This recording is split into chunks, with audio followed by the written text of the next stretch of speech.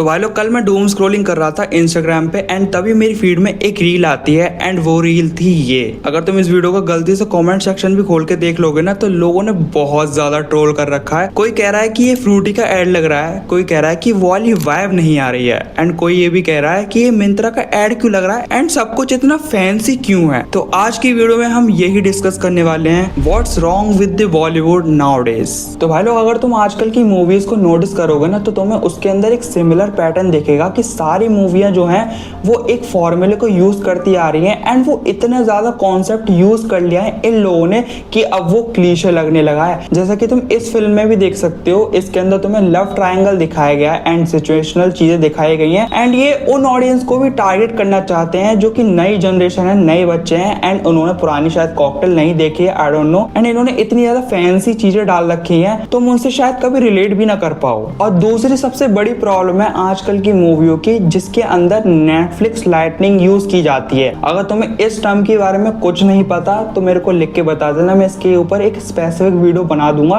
Detailed में। इसके अंदर मैं तुमको मोटा मोटा बताऊं कि जो चीजें होती है वो रियलिस्टिक नहीं लगती हैं, शेडोज बहुत कम दिखती हैं, हमें चीजें ब्राइट करके दिखाई जाती हैं एंड वो एक तरीके से इतना इमेज को क्लियर कर देते हैं कि वो रियलिस्टिक लगता ही नहीं है। जहां पे अगर तुम पुरानी कॉकटेल को देखोगे तो उसके अंदर कलर्स दिखते हैं आपको कि हाँ भाई ऐसा दिखता है, एक्चुअल में हम ऐसे ही देखते हैं, हमारी आईज ऐसी ही देखती हैं। लेकिन अगर तुम आजकल की मूवीज देखोगे ना तो तुम उनसे रिलेट नहीं कर पाओगे इस चीज में भी एंड ये बहुत ज्यादा दिक्कत की बात हो चुकी है आजकल की मूवीज के लिए। एंड अगला पॉइंट ये निकल के आता है कि भाई मुझे नहीं पता कि ये लोग इंडियन वीमेंस को ऐसे क्यों पोर्ट्रे करते हैं। भाई तुम इसके अंदर मुझे बता दो तुम्हें इंडियन वीमेन कहाँ दिख रही है। ठीक है, आपको वो चीजें दिखानी है, फैंसी चीजें भी दिखानी है, आपको नए लौंडे लड़कियों को अट्रैक्ट करना है, आपको विजुअल जो है वो टेम्पटेटिंग बनाने हैं, लेकिन आप कम से कम इतना अच्छा तो बनाओ कि वो एकदम रियलिस्टिक लगे।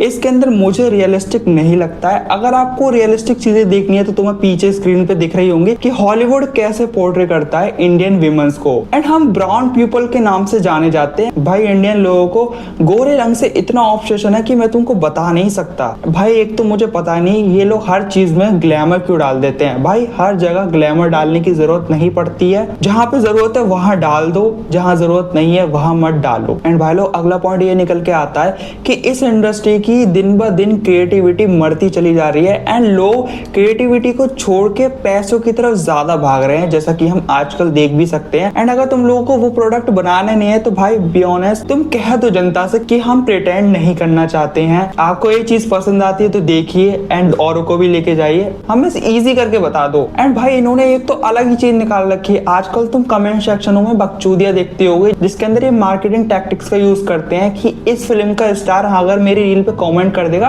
तो मैं फिल्म देखने जाऊंगा। भाई उस बंदे को कुछ घंटा फर्क नहीं पड़ने वाला कि तू मूवी देखने जाए नहीं जाए, पीआर होता रहता है बैक एंड पे एंड जो तुम्हें दिखता है ना ये एक्चुअली में सच नहीं होता। एक टाइम हुआ करता था जब बॉलीवुड बहुत ज्यादा क्रिएटिव चीजें बनाया करता था एंड अगर तुम्हें एग्जांपल दूं तो डेली वैली भी उसमें से एक एग्जांपल रहेगा मेरा हमेशा की तरह। बॉलीवुड बहुत सारे एक्सपेरिमेंट्स करता था उस टाइम पे, लेकिन आजकल लोग एकदम उसी फॉर्मूले पे चल रहे हैं एंड वही क्लीशे चीज को रिपीट करते रहते हैं। एंड इसी के अंदर एक और चीज निकल के आती है कि लोग जो है वो ग्रीन एंड ब्लू स्क्रीन पे ही शूट कर ले रहे हैं। उन्हें प्रोडक्ट ही उस लेवल का बनाना है कि भाई इससे ज्यादा हमको बनाना नहीं है, स्टूडियो में शूट कर लेते हैं। एंड विजुअल जो होते हैं ना वो अनरियलिस्टिक लगते हैं, हमें इतना लुभाते नहीं है एंड हमें इतना पसंद नहीं आता। एंड इसका एग्जाम्पल तुम अल्फा के अंदर भी देख सकते हो। भाई कितनी ग्रीन स्क्रीन पे शूटिंग हुई है उसकी मैं बता नहीं सकता हूँ। अगर तुम थोड़ा बहुत भी सिनेमा देखते आ रहे हो तुम एनालाइज कर सकते हो एंड तुम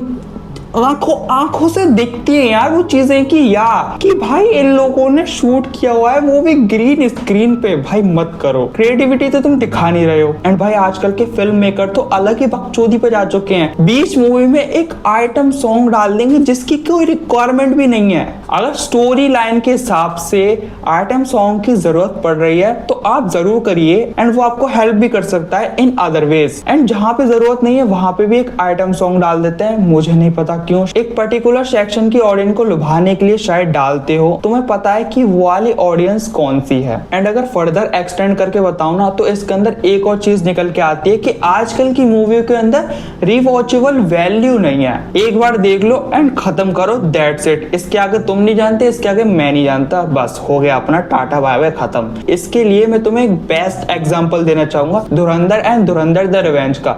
भले ही वो मूवी तुमने देख ली हो लेकिन उसकी रिवॉच की वैल्यू बहुत ज्यादा है। आज भी तुम देखो तो वो बोर नहीं करती है एंड कोई छोटी मोटी पिक्चर भी नहीं है, दोनों 3-3.5 घंटे की ही मूवियां हैं एंड दूसरी वाली तो कुछ ज्यादा ही लंबी है। आपको वो बोर नहीं करती है जबकि आपको पता है कि ये होने वाला है। वही चीज आ जाती है कि रिवॉचेबल वैल्यू होनी चाहिए एक प्रोडक्ट की। अगर आप एक चीज बना रहे हो तो एंड ऑफ द डे हम सबको पता है कि ये बिजनेस है, अगर प्रॉफिट होगा तो ये काम करेंगे, प्रॉफिट नहीं होगा तो ये काम नहीं करेंगे, हमको भी पता है, लेकिन थोड़ा सा तो काम कर लो। If you don't want to pretend, just say it man. तो ऑडियंस उन चीजों से लगाव भी नहीं रखेगी। एंड अगर थोड़ी अच्छी मूवी आ भी जाए ना तो CVFC अपनी करवा लेता है। ऑब्सेशन में देखा हो तुमने एंड अदर फिल्मों में भी देखा हो तुम लोगों ने। एंड कुछ और मूवियां भी आ रही हैं जिनका नाम है Dhamaal and welcome to the jungle, जिसके अंदर भी तुम देख सकते हो कि पैसा कहां जा रहा है। एक अच्छे तरीके से उस चीज को इन्वेस्ट करते। ट्रॉपिक थंडर भाई एब्सोल्यूट सिनेमा, ठीक है, जो लोग जानते हैं इसके बारे में तुम हो भाई, ठीक है। बाकी इसके ऊपर मैं कोई और टिप्पणी नहीं करना चाहूंगा। मेरे 4-5 पॉइंट थे जो मैंने तुम्हें बता दिए। अगर तुम्हें लगता है कि इसके अंदर तुम और कुछ ऐड ऑन कर सकते हो तो मेरे को कमेंट करके बता सकते हो।